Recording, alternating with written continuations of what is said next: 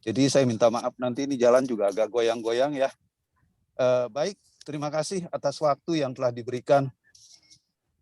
Gus Soleh, terima kasih juga pembicara-pembicara yang sudah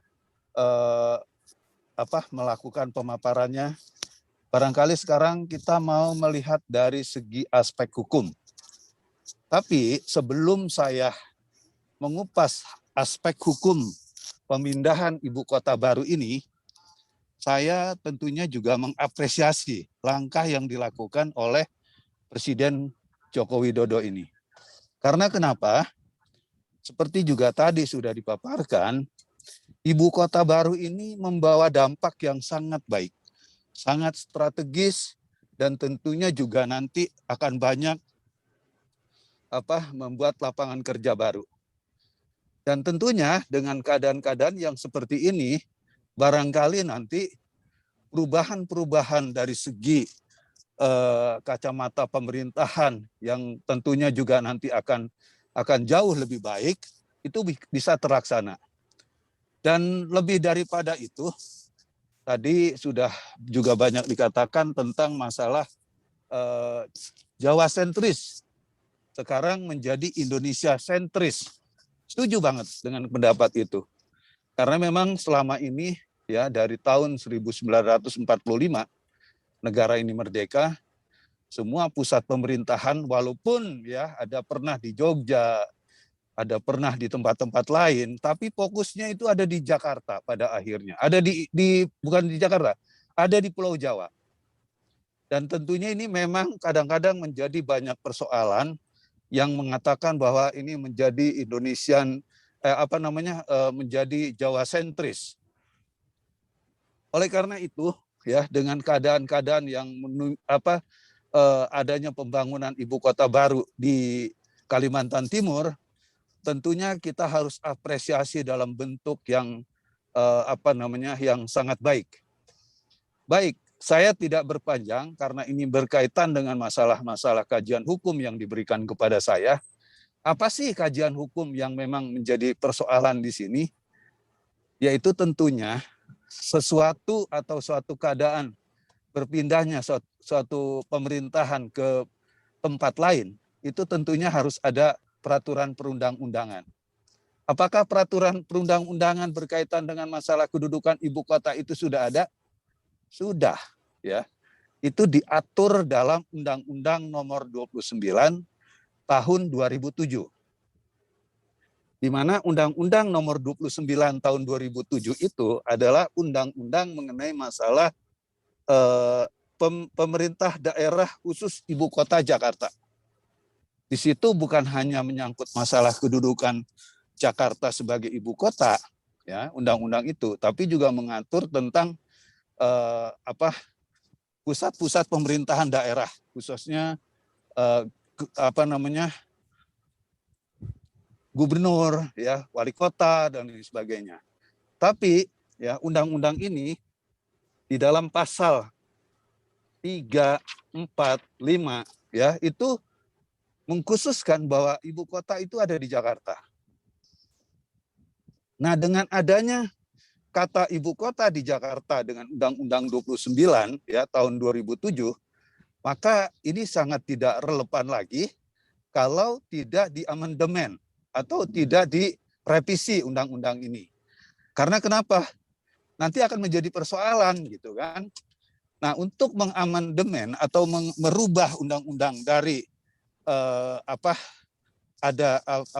undang-undang yang mengatakan bahwa ibu kota ada di Jakarta, tentunya undang-undang ini harus dirubah bukan lagi kepada keberadaan Jakarta sebagai ibu kota, tapi daerah lain atau katakanlah di sini di Kalimantan Timur ya, di Panajam atau di mana itu ya, kita katakan sebagai ibu kota negara.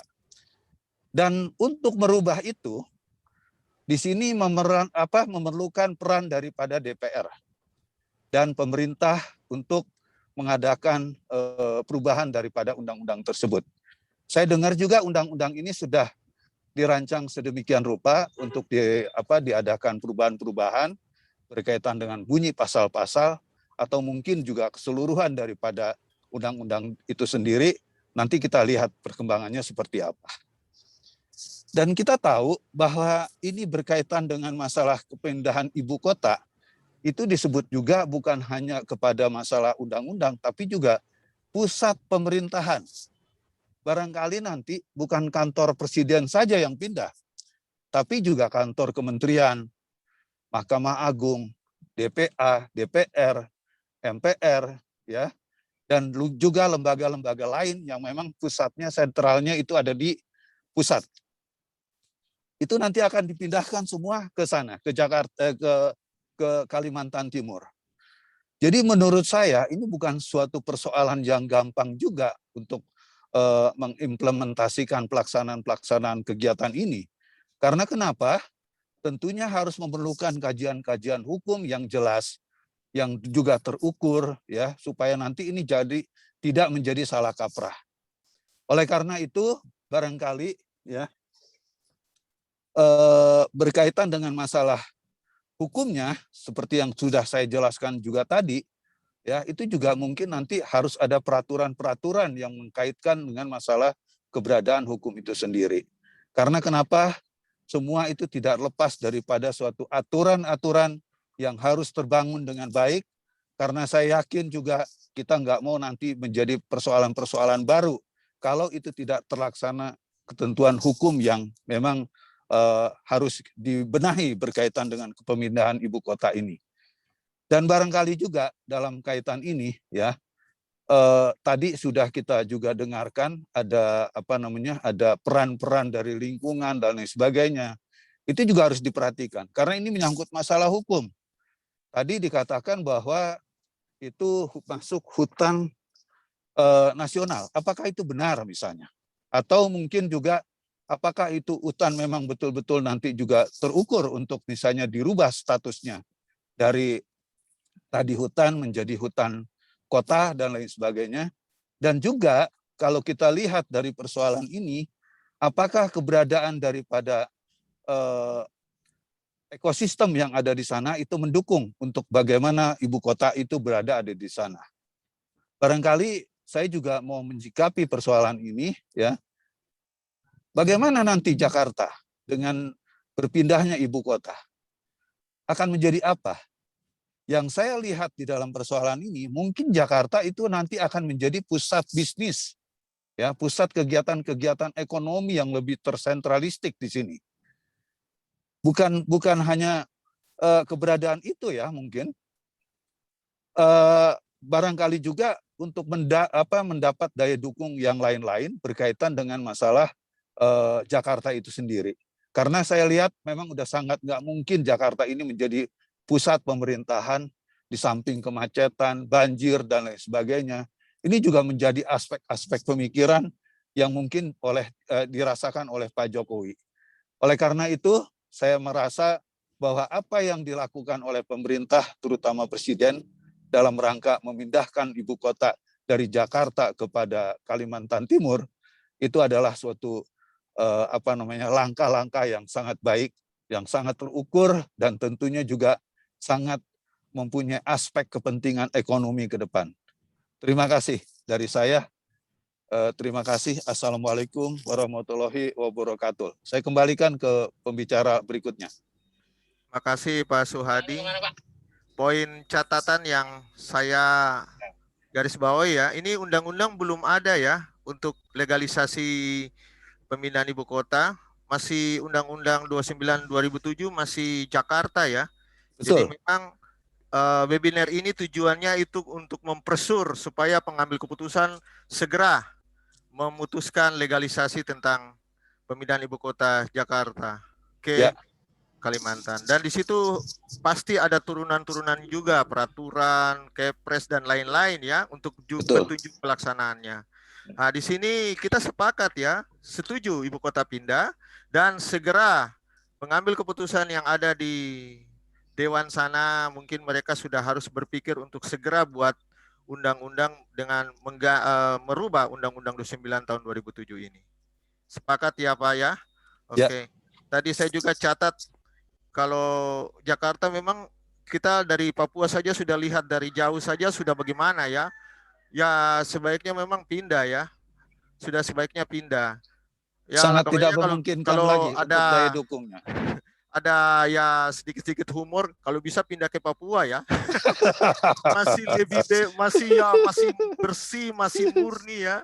Tapi ya lebih baik di tengah-tengah negara Republik ini. Kalau kita segi empatnya negara, berarti Kalimantan memang di tengah-tengahnya. Kalau segi empatnya negara Republik ini, Jakarta di sudut kiri bawah ya, jauh ya, sangat jauh dari sudut ke sudut. Waduh, kita kesulitan untuk menggapainya. Tapi kalau sudah di Kalimantan, berarti kita sudah pas di tengah-tengah negara Republik ini. Baik, terima kasih Pak Suhadi. Tahan ya, nanti ada pertanyaan-pertanyaan mungkin bisa dijawab. Kemudian nanti ada closing statement. Baik, kita lanjut ke pembicara berikut. Terima kasih Pak Suhadi. Kita lanjut ke pembicara berikut, Pak Muhardi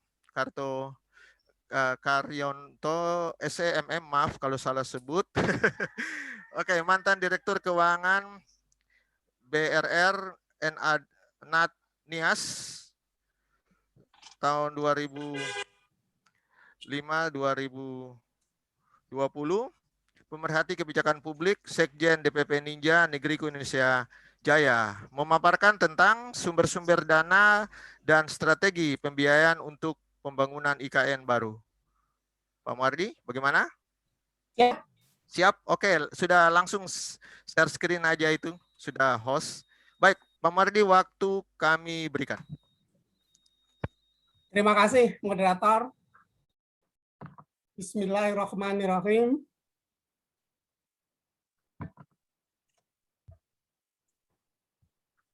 Screen-nya kok nggak muncul ya?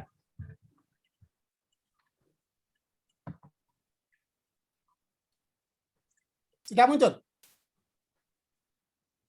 Halo? Betul, Pak. Sudah muncul ya? Sangat jelas, Pak Mardi. Sudah muncul, Oke, sudah terima muncul. kasih. Assalamualaikum warahmatullahi wabarakatuh. Salam, salam sejahtera untuk kita semua. Om Swastiastu, Rahayu, salam kebajikan, salam Pancasila. Baiklah, pada kesempatan ini saya yang ditugasi untuk memaparkan sumber-sumber dana dan strategi pembiayaan untuk pembangunan ibu kota negara baru di Kalimantan Timur. Saya akan mengawali dengan konsep yang akan digunakan untuk membangun ibu kota baru itu.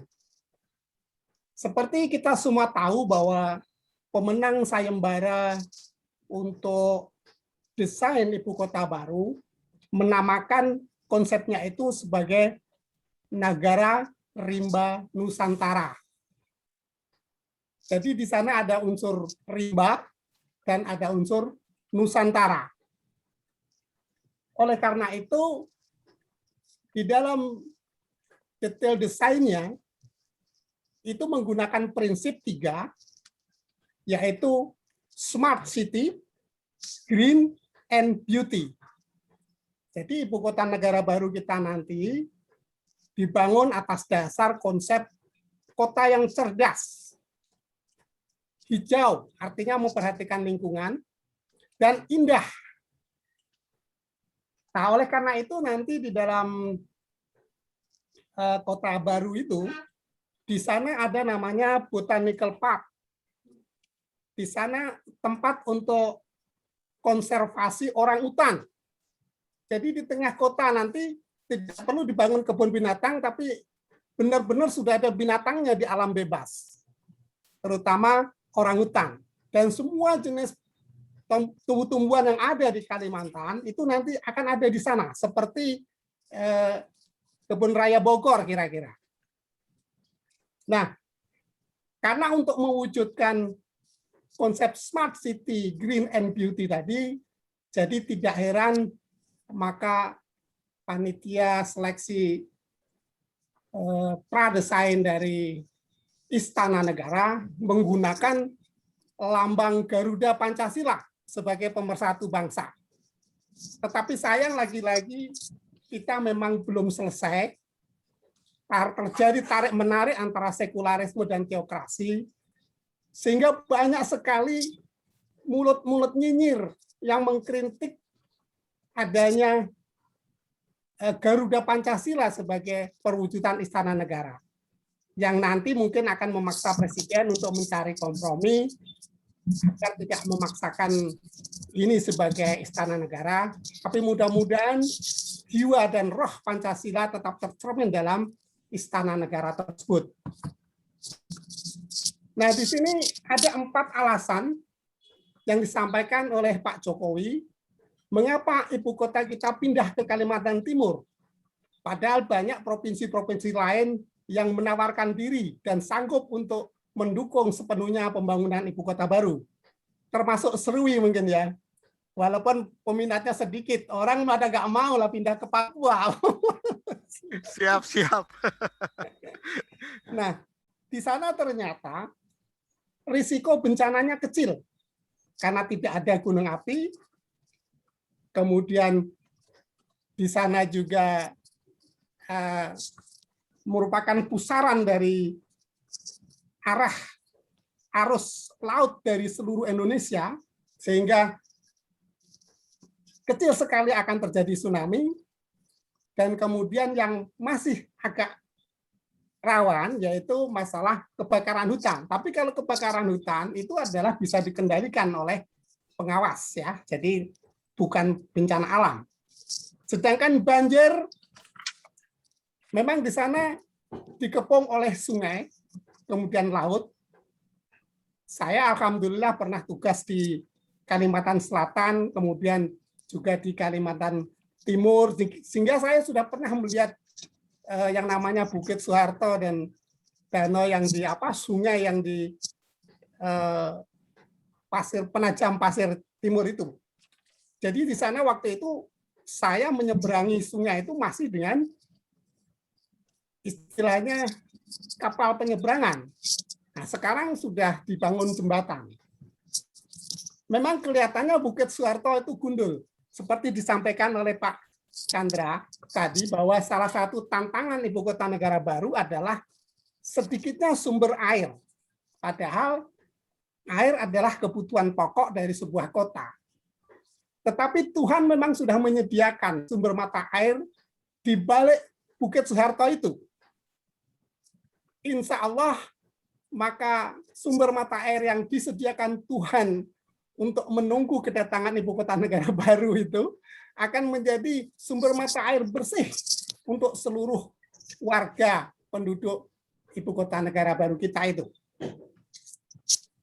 Nah, kemudian masalah risiko bencana itu menjadi pertimbangan. Karena sebagai seorang presiden, mungkin Jokowi mendapatkan bisikan dari Allah, mungkin saja, bahwa Jakarta itu rawan akan bencana dan ada namanya megatrust. Megatrust itu akan menggambarkan sebuah bencana alam besar yang mungkin akan melanda Jakarta sangat parah dan membuat kota Jakarta terancam tenggelam. Dalam riwayatnya, 15 negara yang memindahkan ibu kotanya, itu salah satunya adalah hancurnya sebuah ibu kota oleh bencana, sehingga membuat 75% dari seluruh bangunan di dalam kota itu hancur. Nah, Jokowi mengantisipasi untuk kehancuran itu, maka beliau memindahkan ibu kota baru ke Kalimantan. Mengapa Kalimantan Timur? Karena di sana risiko bencana kecil. Kemudian yang kedua, lokasi strategis di tengah-tengah Indonesia. Jadi kalau kita menggunakan koordinat, itu memang agak cenderung tengah ke barat sedikit, tetapi dapat dikatakan representasi dari sebuah lokasi yang di tengah-tengah negara yang terdiri dari 17.000 pulau itu. Kemudian yang ketiga, berdekatan dengan kota yang sudah memiliki infrastruktur yang lengkap, yaitu Balikpapan dan Samarinda. Sudah ada pelabuhan laut, sudah ada bandara, namun nanti bandara itu akan ditingkatkan kapasitas dan keindahannya tentu saja. Kemudian yang keempat adalah yang paling penting, di sana tersedia lahan milik pemerintah. seluas lebih dari 180.000 hektar. Walaupun sebagian besar itu telah diberikan konsesi kepada pengusaha berupa hutan tanaman industri. Tetapi menurut undang-undang, pemegang konsesi HTI itu setiap saat apabila negara membutuhkan, maka tanahnya wajib diserahkan kembali kepada negara. Sudah tentu dengan sebuah ganti rugi ya. Nah, untuk diketahui bahwa luas ibu kota negara sekarang di Jakarta itu luasnya kurang lebih 66.140 hektar. Nah, nanti ibu kota negara baru di Nagara Rimba Nusantara itu untuk perluasan yang kedua, yaitu sampai tahun 2045, itu akan mencakup luasan sebesar 256.000 hektar. Bayangkan, itu berapa kali lipat dari kota Jakarta. Hampir 5 kali lipat nanti besarnya dari kota Jakarta. Nah, bagaimana Jokowi kok tiba-tiba punya kehendak untuk memindahkan ibu kota baru? Selain yang saya sampaikan tadi, sebenarnya ada sebuah tujuan yang strategis, yaitu 3 tujuan strategisnya. Yang pertama, memeratakan kontribusi pertumbuhan ekonomi. Nah, kalau kita lihat grafik yang berwarna biru itu, kelihatan sangat timpang antara kontribusi ekonomi Jawa dan Sumatera yang tadinya 61%, itu seperti dikatakan Pak Chandra tadi, hampir 59% itu adalah kontribusi dari Pulau Jawa. Sedangkan Sumatera 21% lebih. Bayangkan, hanya Jawa dan Sumatera saja yang memiliki istilahnya memiliki peran yang sangat penting di negara kita ini. Sedangkan Kalimantan, pulau yang segede itu kontribusinya hanya 8%. Nah, sedangkan Sulawesi, Bali, Nusa Tenggara, Maluku, dan Papua, itu sisanya hanya 12%. Nah, untuk menyeimbangkan antara bagian barat dengan bagian tengah dan bagian timur, maka Jokowi memindahkan ibu kota itu ke Kalimantan. Dengan demikian nanti mudah-mudahan perimbangannya antara Indonesia Barat dibandingkan dengan Indonesia Tengah dan Timur itu tidak jomplang, ya 55-45 lah begitu. Nah, kemudian yang kedua adalah meningkatkan indeks pembangunan manusia. Nah, kita lihat di dalam gambar itu, indeks pembangunan manusia kita sudah mencapai 71,92. Padahal sebelum Jokowi menjadi presiden, itu indeks pembangunan manusia kita selalu di bawah 70. Dan untuk pertama kali sejak kita merdeka, indeks pembangunan manusia kita masuk dalam kelompok negara-negara tinggi, artinya yang memiliki kualitas hidup manusianya tinggi, di atas 70, itu adalah sejak 2018. Artinya Jokowi, pemerintahan Jokowi dengan kerja kerasnya bersama seluruh komponen bangsa berhasil meningkatkan kualitas hidup bangsa Indonesia yang tadi masuk dalam kelompok negara rendah menjadi negara yang tinggi.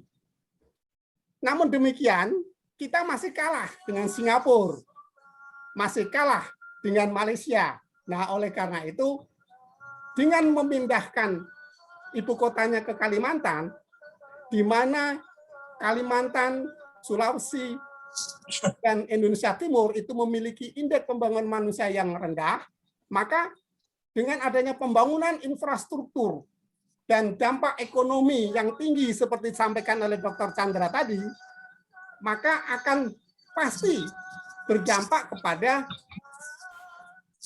kualitas hidup bangsa Indonesia di luar Jawa. Seperti diketahui, indeks pembangunan manusia itu mengambil 3 komponen, yaitu pendidikan, kesehatan, dan ekonomi.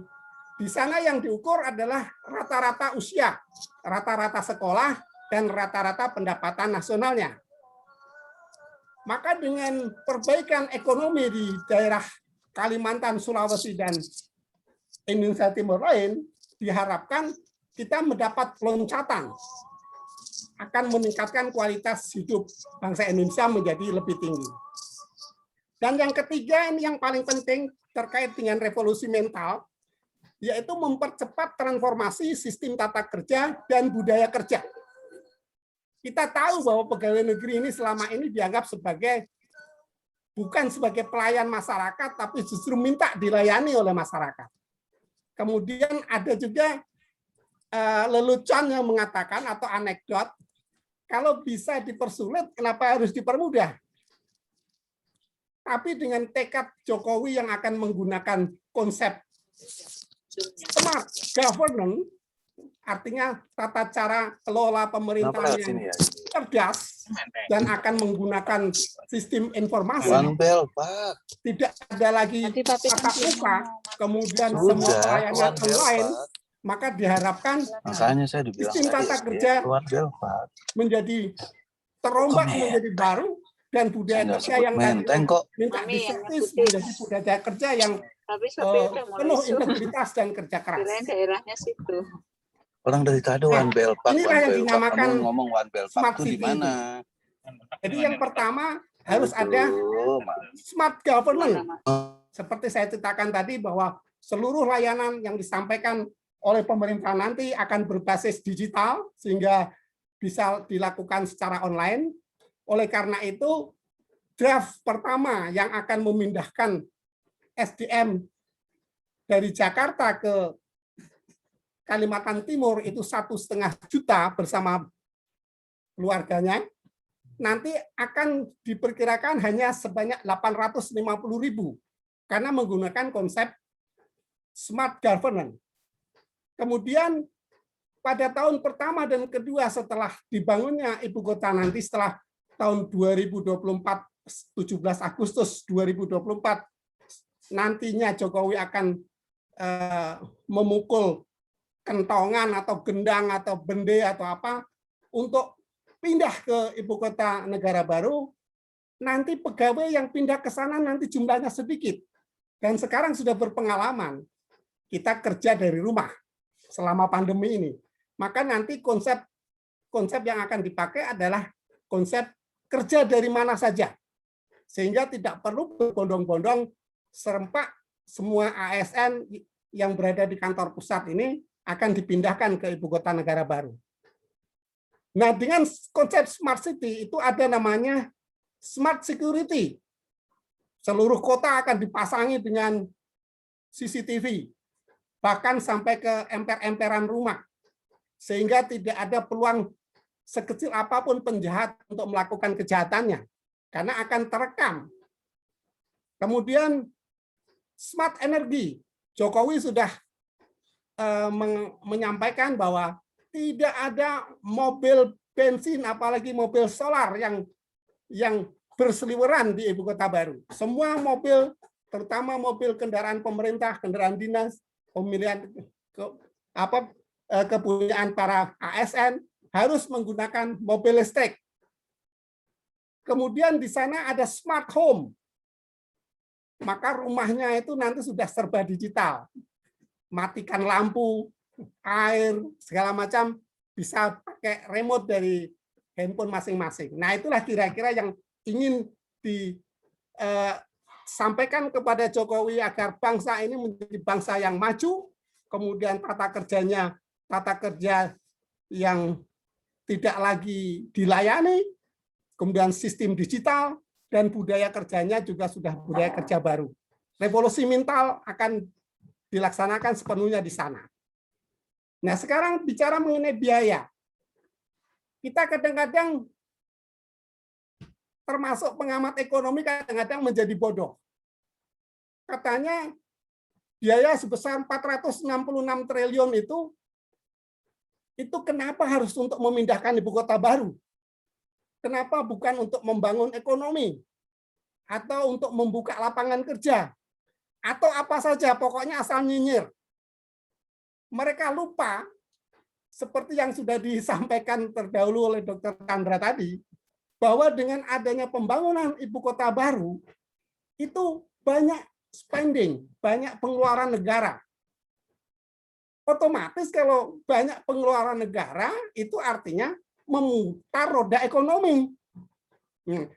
Dan apabila banyak pekerjaan, seperti yang terdahulu juga disampaikan oleh Pak Arief, otomatis kontraktor-kontraktor itu membutuhkan banyak tenaga kerja. Walaupun di antaranya nanti tidak mustahil ada juga tenaga kerja asing. Tapi itu tidak masalah. Diperkirakan dengan adanya pembangunan ibu kota negara baru nanti selama 4 tahun, itu akan menyerap tenaga kerja 10.500.000 tenaga kerja. Karena tidak hanya orang Kalimantan Timur nanti yang bekerja, orang dari Sulawesi akan berbondong-bondong, orang dari Sumatera berbondong-bondong, begitu juga yang dari Jawa. Itu akan menjadi sebuah kebangkitan ekonomi yang memperkerjakan 10 juta lebih tenaga kerja. Nah, sebuah studi yang dilakukan oleh Bappenas, bahwa kalau kita mempertahankan Jakarta untuk menjadi ibu kota negara, Jakarta kita tahu, dia mengalami masalah pertama, kemacetan, kedua, banjir, ketiga, kekumuhan, keempat, ya masalah mental. Nah, oleh karena itu perlu dana 571 triliun untuk proyek Urban Regeneration DKI agar layak menjadi sebuah ibu kota negara. Jadi mana lebih mahal? Mahal untuk membangun Jakarta. Karena persyaratannya nanti seperti transportasi publik MRT itu nanti akan dibuat lebih panjang dari 16 kilo menjadi 223 kilo. Jalur busway dan LRT akan diperpanjang sampai 2.149 kilo. Karena kalau tidak, Jakarta akan tetap macet. Kemudian saluran air bersih dan pengelolaan air limbah harus dibangun besar-besaran untuk penanggulangan banjir. Begitu juga kekumuhan, akan dibangun 600.000 perumahan rakyat di Jakarta supaya tidak kumuh.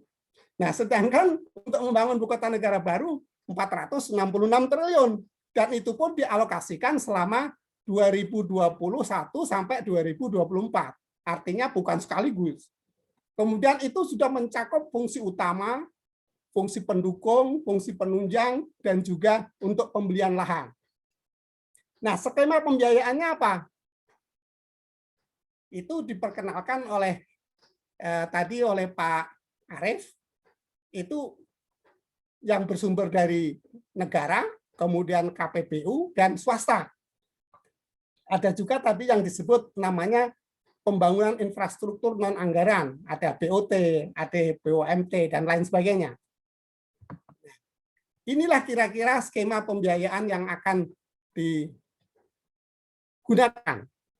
Yang pertama sudah pasti dari negara.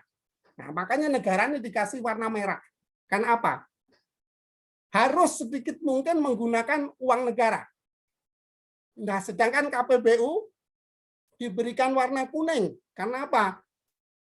Karena kalau masih bisa yang hijau, dikerjakan oleh hijau, yaitu swasta. KPBU adalah tengah-tengah antara negara dan swasta.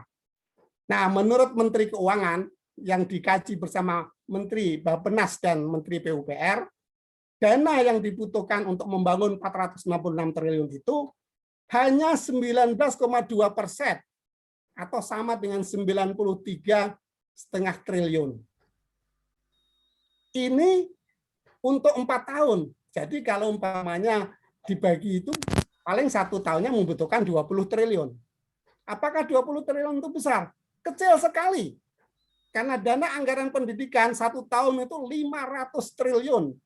Jadi hanya 20%-nya dari anggaran pendidikan. Nah, kemudian untuk KPBU itu 54,6% dan untuk swasta 26,2%. Nah, apa saja yang dibangun dengan biaya APBN. Jadi kalau negara itu uangnya diambil dari APBN.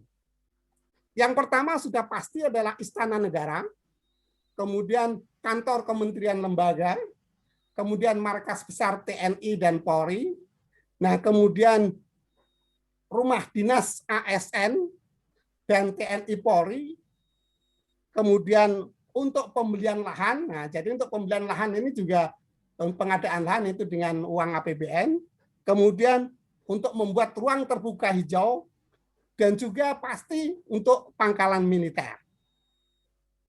Yang tidak kalah pentingnya adalah infrastruktur dasar. Infrastruktur dasar itu termasuknya pendidikan dasar, termasuk kesehatan dasar, puskesmas, termasuk sumber daya energi dasar. Nah, itu juga itu akan dibiayai oleh negara dengan APBN. Kemudian yang kedua adalah dengan KPBU. KPBU itu adalah kerjasama antara pemerintah dengan badan usaha, atau istilah kerennya dulu namanya public private partnership. Tadi sudah panjang lebar dijelaskan oleh Pak Arief, jadi saya sekilas saja. Itu digunakan untuk apa? Untuk membangun gedung eksekutif, legislatif, dan yudikatif, untuk pembangunan infrastruktur utama, kemudian untuk sarana pendidikan dan sarana kesehatan yang sifatnya komersial, kemudian untuk pembangunan museum, kemudian sarana dan prasarana penunjang lain. Nah, menarik mengenai KPBU ini, karena nantinya pasti akan mengutamakan badan usaha milik negara. Oleh karena itu, sekarang badan usaha milik negara banyak yang setengah kolab, kalau tidak boleh dikatakan kolab, karena pada 5 tahun pemerintahan pertama Jokowi diberi penugasan yang sangat berat, yaitu menyelesaikan proyek-proyek yang mangkrak di zamannya Presiden SBY. Jadi dana ratusan triliun yang dimiliki oleh BUMN itu banyak terserap untuk menyelesaikan proyek-proyek mangkrak dan juga rencana-rencana kerja dari zaman Orde Baru sampai tidak pernah direalisir. Seperti kalau kita tahu bahwa yang namanya proyek telekomunikasi Palaparing itu sejak mimpi Pak Harto, tapi mimpi doang, nggak pernah dikerjakan. Maka pada pemerintahan pertama Jokowi, Palaparing, Barat, Tengah, Timur, semua sudah selesai. Dapat kita bayangkan seandainya proyek Palaparing itu belum selesai, kemudian ada pandemi hari ini. Orang tidak bisa bekerja di rumah, anak-anak tidak bisa belajar dari rumah. Itulah Tuhan telah mengirimkan Pak D. Jokowi untuk mengantisipasi kondisi pandemik itu, semua sudah disiapkan. Jadi Palaparing sudah siap. Kalau tidak, mungkin kita ada terjadi lost generation. Karena apa? Banyak anak-anak yang terlantar tidak bisa belajar karena tidak ada jaringan internet di rumahnya. Nah, kalau sekarang sampai di puncak-puncak gunung di Papua pun itu sudah bisa untuk mengakses internet. Nah, kemudian swasta. Swasta itu bagaimana? Ya otomatis kan sebuah kota itu banyak yang sifatnya komersial. Umpamanya perguruan tinggi swasta, rumah sakit swasta, kemudian pusat-pusat pengetahuan, kemudian untuk bandara dan pelabuhan itu nanti oleh pemerintah strateginya diserahkan juga ke swasta. Karena apa? Swasta itu nanti bisa menarik pendapatan seperti yang sudah berlaku sekarang kita lihat di mana-mana itu jalan tol. Orang yang mau masuk jalan tol bayar. Nah, kalau selama ini pungutan itu dikelola oleh BUMN di bandara maupun di pelabuhan, maka kalau nanti itu dikerjakan oleh swasta, maka pungutan-pungutan di bandara itu akan dikelola oleh swasta. Sebagai kompensasi dia telah membangun sebuah bandara yang lebih representatif dan pelabuhan yang lebih bagus.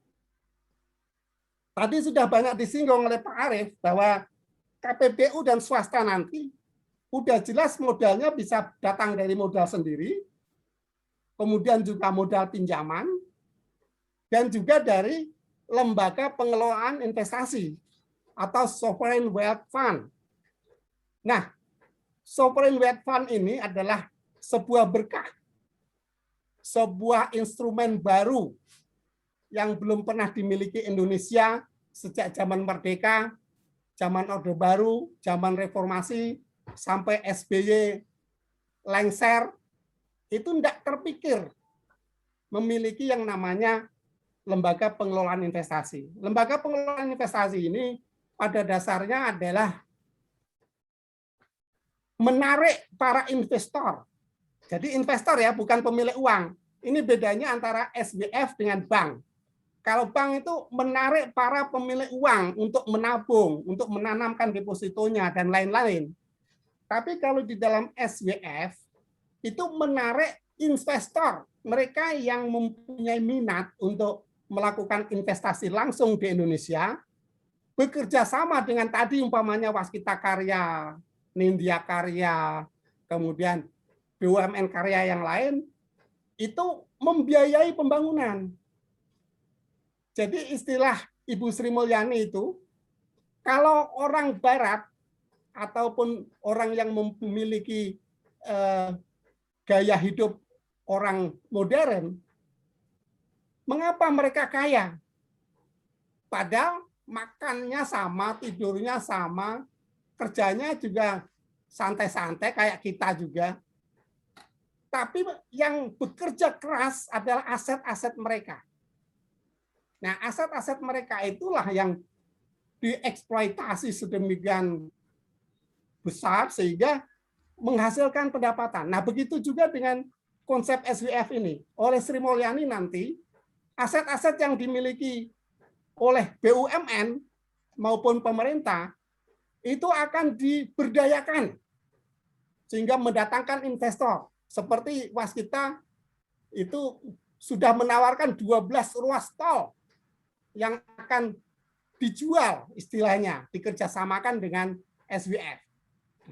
Jadi nanti dengan demikian maka pemerintah tidak lagi mengandalkan utang untuk membangun ibu kota baru. Nah, untuk kita ketahui sebagai bagian akhir dari paparan saya bahwa pembangunan ibu kota negara baru itu bukan dipaksakan selesai sampai masa jabatan Jokowi berakhir, bukan. Tetapi diproyeksikan sampai tahun 2045, yaitu menyongsong 100 tahun Indonesia emas. Jadi 100 tahun Indonesia merdeka, Jokowi mempunyai visi 2045 adalah Indonesia emas. Nah, sedangkan 2030 itu Indonesia maju. Jadi Jokowi nanti 2024 itu adalah mengantarkan bangsa Indonesia ke depan pintu gerbang bukan kemerdekaannya, tapi ke pintu gerbang Indonesia maju. Nah, oleh karena itu ada pemikiran, ya sekalian sampai 2030, Pak Jokowi 3 periode. Nah, itu Allah nanti yang akan menentukan apakah direstui oleh seluruh rakyat untuk menyelesaikan misinya, tidak hanya mengantar ke depan pintu gerbang, tapi benar-benar sudah masuk ke negara Indonesia maju. Nah, pada tahun 2021 sampai 2024 itu dinamakan namanya kawasan inti. Yang akan dibangun itu hanya seluas 2.000 hektar, yaitu selingkungan pusat pemerintahan. Di sana yang dibangun diutamakan istana, kantor lembaga negara, eksekutif, legislatif, yudikatif. Nah, jadi Mahkamah Agung, DPR RI, MPR, Kejaksaan Agung, semuanya nanti diutamakan dibangun. Kemudian di sana ada Botanical Garden, itu yang saya ceritakan tadi. Jadi ada kawasan konservasi orangutan dan pohon-pohonan taman yang ada di Kalimantan. Kemudian ada taman budaya, itu akan menunjukkan seperti taman mini, tetapi ini akan lebih indah lagi dari taman mini. Nanti ada di sana. Kemudian setelah 2005 dan 2009, itu mulailah pembangunan yang sifatnya komersial. Ada fasilitas pendidikan dan kesehatan komersial, ada perguruan tinggi dan pusat ilmu pengetahuan yang komersial, ada yang namanya industri yang bersih dan memiliki teknologi tinggi, kemudian pusat istilahnya pengembangan pemeliharaan. Nah, itu semuanya termasuklah di situ hotel, shopping mall, kemudian segala macam sarana untuk hiburan, untuk konvensi, untuk entertain dan segala macam. Kemudian sampai dengan tahun 2045 itu diramalkan atau diproyeksikan ibu kota negara baru itu sudah menjadi kota metropolitan. Sudah lebih modern dari Jakarta. Itulah kira-kira sumber dana dan strategi pembiayaan pembangunan ibu kota negara baru. Terima kasih. Billahi taufiq wal hidayah. Wassalamualaikum warahmatullahi wabarakatuh. Saya serahkan kepada moderator. Terima kasih Pak Muhardi, Sekjen DPP Ninja Negeriku Indonesia Raya. Baik,